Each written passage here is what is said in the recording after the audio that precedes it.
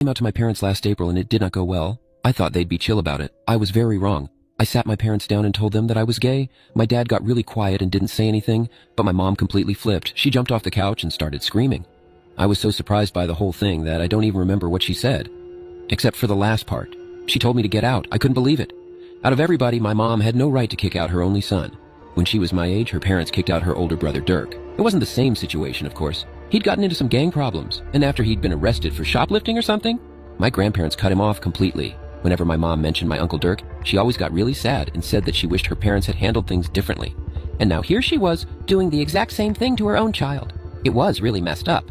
I was still in high school at the time, so I didn't have any money to get a place on my own, but I had plenty of friends that I could stay with. I very quickly gathered up all my stuff and left. I didn't even get to say goodbye to anyone. Once I'd gotten out of the house, I called my best friend Stacy to ask if I could crash at her place. I didn't even have to explain what happened. She could tell from my voice that I'd just been kicked out. Her parents liked me a lot, so there wasn't any problem with me spending the rest of the school year in their basement. After I moved in with Stacy, I didn't hear from either of my parents. The next few weeks were the worst weeks of my life. Stacy and her family were super supportive, but they were the only ones who knew that I'd been kicked out. I didn't tell any of my other friends in school. I think a couple of them knew that something was off, because it was hard for me to hide how depressed I was, but I didn't tell anyone the truth, and no one ever asked.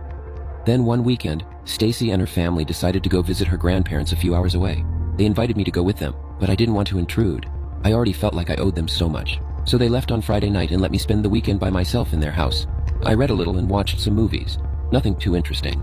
But then on Saturday night I got a text. It was from my mom. She said, "Cody, I'm so sorry about everything. Please come home." I knew right away that something was off. My mom always used emojis when she texted. She abbreviated a lot of stuff too. This message didn't sound like her at all. I responded, "Who is this?" She responded, "It's your mom, sweetie. Come home." My mom never called me sweetie. This was obviously an imposter, but the messages were coming from her phone. I decided not to respond, but then a minute later she wrote, "Where are you? Why aren't you home right now?" A chill ran down my spine. "You know why I'm not there." She didn't respond for a while, and then she again asked me where I was. I figured she knew that I was staying at one of my friends' houses, but she didn't know which one. I wouldn't tell her anything. I was imagining the worst, that she'd hired some sort of counselor to come find me and scare me straight. Maybe that was the person texting me. I worried that if I told her where I was, she'd take me to a therapy camp or something. I decided the best thing to do was to just ignore any other messages she sent. She sent one more message demanding that I come home. And then nothing. I put my phone down and tried to forget about it, but I couldn't shake my uneasy feeling. After weeks of no contact, getting text messages that were clearly not written by my mom seemed very strange. I tried watching another movie, but I just couldn't concentrate. After a while, I turned off the TV and decided to walk to my house. I knew that was a stupid idea, but I figured that I could just hide in the bushes around my backyard and try to see if something was going on inside. No one would see me, and I'd be able to tell if there was some pastor or preacher or someone waiting for me to come back. I just needed to get some answers, so I pulled on my coat and walked down the street. My house was 3 blocks away, and as I walked there, I made sure to stick to the shadows. When I arrived, I snuck into the back and tried to look through the windows. Thankfully, the lights were on, so I could see clearly inside. I saw both my parents sitting on the sofa. It seemed normal, but as I looked closer, I saw that they were both tied up. And then a tall man walked into the room. He was covered in tattoos and carrying a gun. He was holding them hostage. It didn't take me long to realize that this was my long-lost Uncle Dirk. Despite years of hard living, his face was recognizable. He looked a bit like my mom. He shouted something at my parents, but I couldn't make out the words. I got closer to the window so I could hear. "Please," my mom said, "just take whatever you want and leave." "I don't want your stuff," my uncle screamed. "All I want is to destroy your perfect family. It's not fair that you have everything and I have nothing. Now tell me where your son is." He cocked the gun. This was insane. My uncle wanted to kill my entire family because he was jealous of us. If he only knew how imperfect we really were. I dug my phone out of my pocket and called 911. I told the policewoman my address and then hung up before my uncle could hear me through the window. But I was too late. I looked back into the living room and I saw my uncle's furious face staring at me through the glass.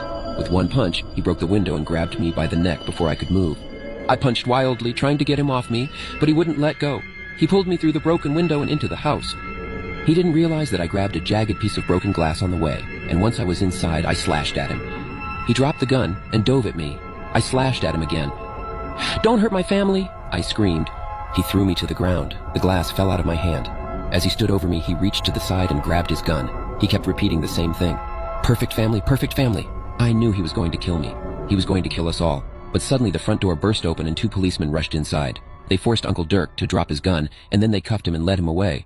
After a 3rd policeman untied my parents, My mom ran toward me and wrapped me in a big hug. "You're okay," she said. "You saved us."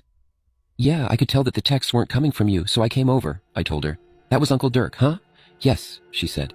"He just got released from jail. I had no idea he hated us so much." She hugged me tighter. I could tell she was crying. She apologized for kicking me out and begged me to forgive her. She wanted me to come back home. She said she accepted me the way I was. Dad was standing off to the side, still not saying anything, but he was smiling at me, waiting for my answer. "Thanks," I told them, "but I'm not ready to come back. I'm glad you're safe now, but you're going to have to earn my trust again." And I left. I went back to Stacy's house and went to bed. Since then, I've been talking to my parents more and more. I still haven't forgiven them for kicking me out, but I'm starting to. After all, they'll always be family.